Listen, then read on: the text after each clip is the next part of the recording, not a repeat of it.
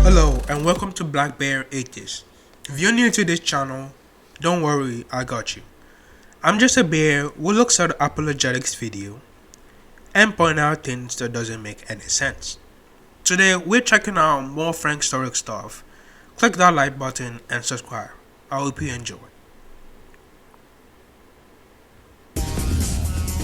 Historians use when they're... This is a principle historians use when they're trying to figure out whether a historical writing is telling the truth. It goes like this. I'm just gonna stop him right there and give you a little bit background. It's trying to prove the New Testament. Well, the New Testament are accounts that are not directly eyewitnesses, but written decades later by anonymous writers. We know some of what the ones dedicated to Paul, about half of them, about 7, Paul actually wrote them. The others, we don't know who wrote them. This is what we have, and he's gonna use this to prove that Jesus rose from the dead. Is this enough? I personally don't think so, but I don't know what Frank thinks, so we're gonna see that. He did try to prove that God exists without any evidence. Check out that video, it's in the description below. Let's continue. If there's something embarrassing to the author or authors, it's probably true. Why? Probably true. Because you're not going to make that up. You're not going to make up things that make yourself look bad. Unless you need it for the storyline. Right? You're only going to have, if you're making up a story, you're going to have things in there that make you look good. Turns out the New Testament, and by the way, so is the Old Testament, but let's look at the New Testament now. The New Testament's filled with embarrassing details about the authors. Because they need it for the storyline. For example, the New Testament writers depict themselves as dim-witted. You notice that? They're dim-witted. They fail to understand what Jesus is talking about on several occasions. Despite being taught several times, this is what's going to happen. I'm going to go, I'm going to die, I'm going to rise from the dead. What? We don't know what he's talking about. Jesus was a confusing character. There's the real Jesus, who is a cult leader and a Hebrew teacher. Then there's the Son of God, who is also God and a man 100%. The classic trinity of bullshit. Neither of these characters are clear in what they want and what they're saying. If Christianity is true and Jesus was the way to our salvation, then Jesus has to be the most fucked up man ever. This guy gave us fucking parables when he could have spent more time speaking clear to the people. Must I remind you that he was speaking to an uneducated mass? It's just stupid. Let's keep going. They are uncaring. They fall asleep on Jesus not once but twice in his greatest hour of need. They make no effort to give Jesus a proper burial. Who buries Jesus? I'll take Jesus was most likely not buried. Joseph of Arimathea. Who was Joseph? Well, he was a member of the Sanhedrin. What did the Sanhedrin do? The Sanhedrin actually sentenced Jesus to die. So wait a minute. The New Testament writers are saying that they kind of ran away, and then Joseph, a member of the Sanhedrin, came and buried Jesus and put him in a Jewish tomb.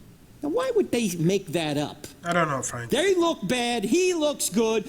Jesus is put in a Jewish tomb. That's the last place they'd put him if they were making up this story, right? Well, whether they put him in a tomb or not doesn't matter, because there was most likely not a burial. And let me explain. So, burials are given high regards in the Roman Empire. They have a strong belief in it being needed for a good afterlife. The Romans, to punish those who were crucified, took away that respect. They left the people on the cross and let crows eat their bodies. This story, the story of Antigone, depicts this culture of letting crows eat the flesh of someone as a punishment and not getting buried. It's an interesting tragedy written by Sophocles. This is what the Romans did. So Jesus was most likely not given a proper burial and he was just on a mass burial site. So no empty tomb either. The story was most likely made up for the sake of the storyline.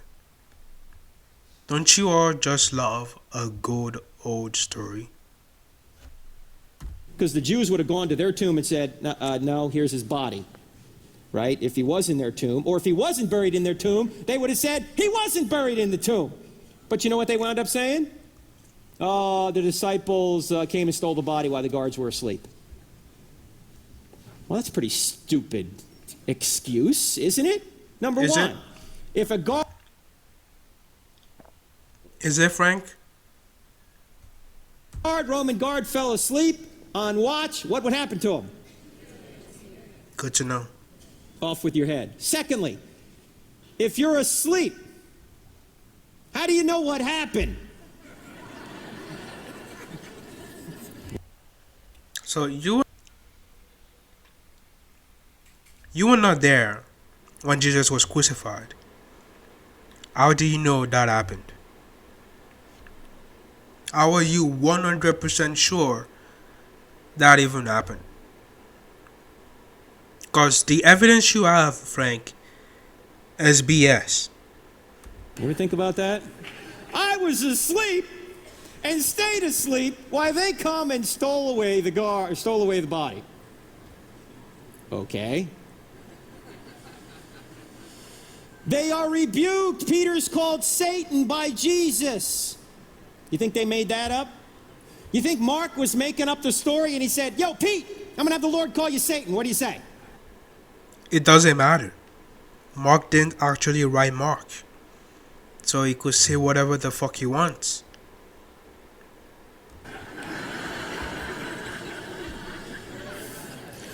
Paul rebukes Peter for being wrong about a theological issue. Peter is trying to teach that the New Testament believers have to obey the Old Testament law. You know what Paul says? He comes in Galatians and says, I told Peter to his face that he was wrong for trying to get these new believers to obey the Old Testament law. Now, Peter is supposed to be the first pope. Paul is Paul, and he's special. After Jesus rose from the dead and rise and went back to heaven, according to the story, Paul said he saw Jesus on his way to Damascus. So Paul is already a special case.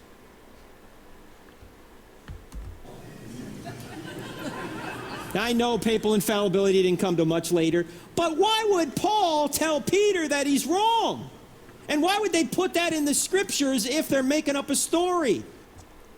Well, Frank, they didn't thought you were gonna gather all the books and put it all in one. That wasn't their intentions. That wasn't the point. They didn't thought that was gonna actually happen. If you're making up a story, if you're making up a new religion, you don't have these problems. Everything's fine, right? Turns out if you look at the New Testament epistles, the letters, most of them are about problems. First Okay. Corinthians, what's the problem? Sexual immorality. Paul writes a letter. Second Corinthians, they don't think Paul's an apostle. What does Paul do? He writes in a letter. Galatians, legalism. What does Paul do? Writes a letter. Colossians, what's the problem? All sorts of heresies. Paul writes a letter. Suffering throughout the ancient world. What does Peter do? He writes First Peter. This just shows that they were writing letters to take care of problems that were going on in the early church. It does not prove Jesus rose from the dead. It does not prove anything like that. Now, if they're making up a new religion, making up a story, they don't have these problems, do they? But the problems are throughout the New Testament church. Why? Because that's really what was going on. Yes. Right? The other interesting... I feel like he thinks he discovered something new. Yes, we all agree that that's what's actually going on. They were having some sort of issues in the early church. And Paul doesn't like what he says, so he writes a letter. Nothing special. Doesn't prove anything about the resurrection. Point about this is you notice that all the problems they were experiencing back then are the same problems we're experiencing today. Interesting. I didn't thought they would add laptops then and having laptop issues, internet issues, iPhone issues, getting distracted by their phone constantly. I didn't know that was a thing 2,000 years ago, Frank. Good to know. Good to know. We still got sexual immorality. We still got all sorts of heresies running around out there. We still have people suffering. Actually, I say suffering disprove your God. Just another hot take, I guess. That's why this book is still relevant. No, We're still dealing with this. No, I'm stopping you there. No, your book is not relevant. Morally, no, your book is not relevant. Now, you would say it's relevant in moral standards. You can put your moral standard in a book. I say fuck that. You can't. Your God is not moral in any way. What about science? Well, that is BS too, because the Bible is full of shit. Same problems. If they were making this up, they wouldn't have those problems. Yes, they Also, would. they are cowards. Peter denies. We're not saying they made up the entire Bible. Some of it is actually true.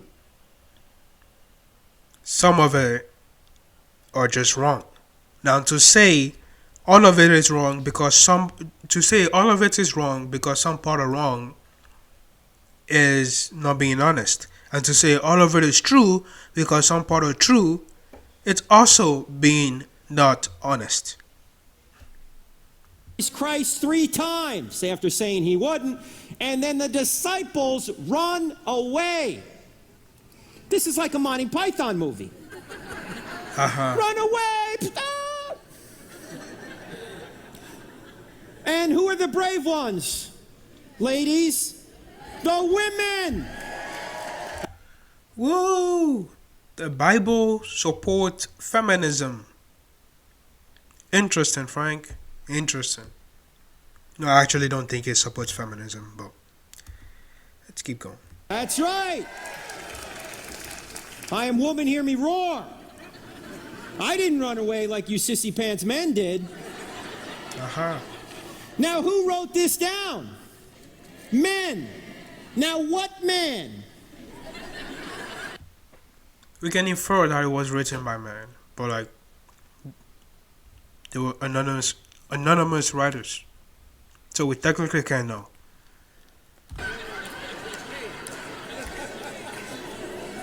Is going to write down that he was hiding for fear of the Jews while the women went down and discovered the empty tomb.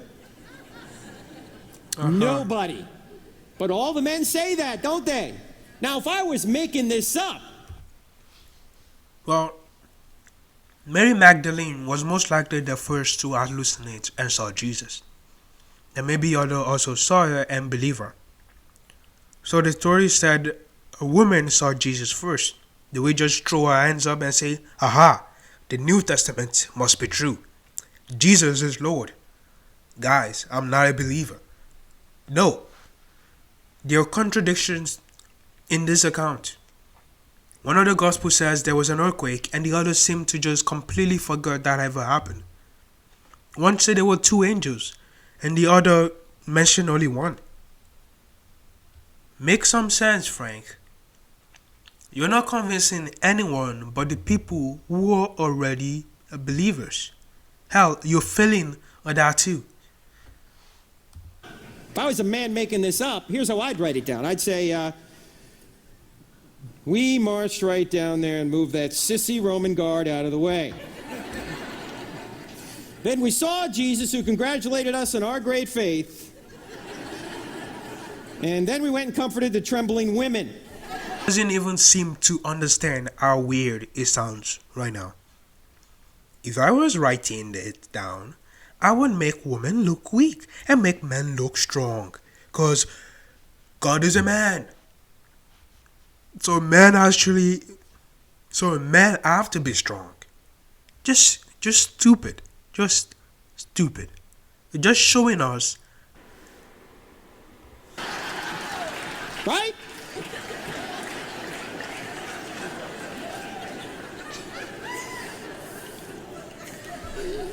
And I could hear the like women laughing at the end. Like this is just dumb, guys. It's not making any sense. These people give this man more credit than he deserves. Way more. They are doubters. Despite being taught several times that Jesus would rise from the dead, they're doubters after they hear about him rising. Not only are they doubters after they hear about him rising, they're even doubtful after they see him. Isn't that interesting? After they saw Jesus, they couldn't recognize Jesus. See this verse, Matthew 22 or Matthew 28:17. That's 2 verses before the Great Commission, the end of the book of Matthew, when Jesus says, "Go therefore and make disciples of all nations," right? That's 2 verses before it. And yet they're saying that some were doubting. They're standing there looking at the risen Jesus, and they're going, "Oh man, I don't think that's Jesus. You think that's Jesus?" "Yeah, I'm telling you, man, that's Jesus." "It can't be Jesus. He was dead. I saw him crucified. He was in the tomb. He couldn't be Jesus." This just shows the story is weird.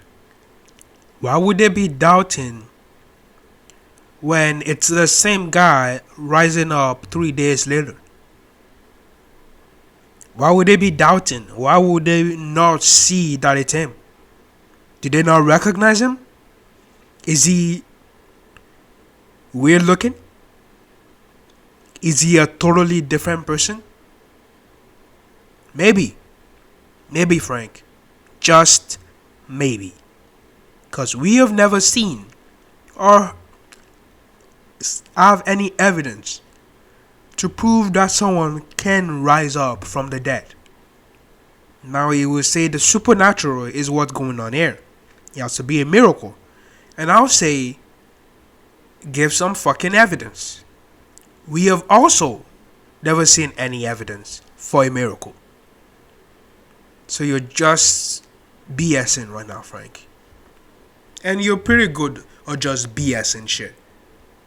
And people eat that shit up. I'm telling you, man, it's Jesus. It can't be Jesus. How do you know it's Jesus? The women told me. Okay. Not only are there embarrassing details, Jesus is considered out of his mind by his own family who come to take him home. He's deserted by many of his followers. He's not believed in by his own brothers. He's thought to be a deceiver. He turns off Jewish believers to the point that they want to stone him. Remember when he says, "Before Abraham was born, I am"? And they pick up stones to stone him. Why? Because he was claiming to be the I am of the Old Testament. This is really one of the only verses Christians can point to say Jesus claimed to be God. I don't think he did. But even if they point to this, you see at the next verse it goes to Jesus hiding himself from the crowd. Why would God be hiding himself from the crowd? From the crowds? It just does not make any sense, and it doesn't add up. And we also know that even if Jesus do claim to be God, I don't think he did, but even if it did, God cannot be Jesus, who is a man. It just does not make any sense. I've explained it before. 3 does not equal 1, and the Trinity is bullshit.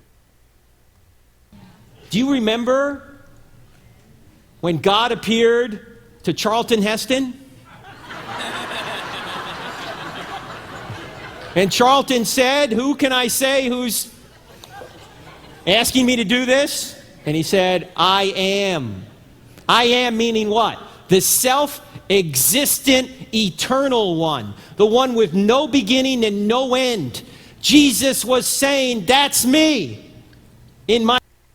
No beginning, no end. Does not exist at any point. Again, you're describing nothing. My divine nature, that's me. And they went, they picked up stones to stone him.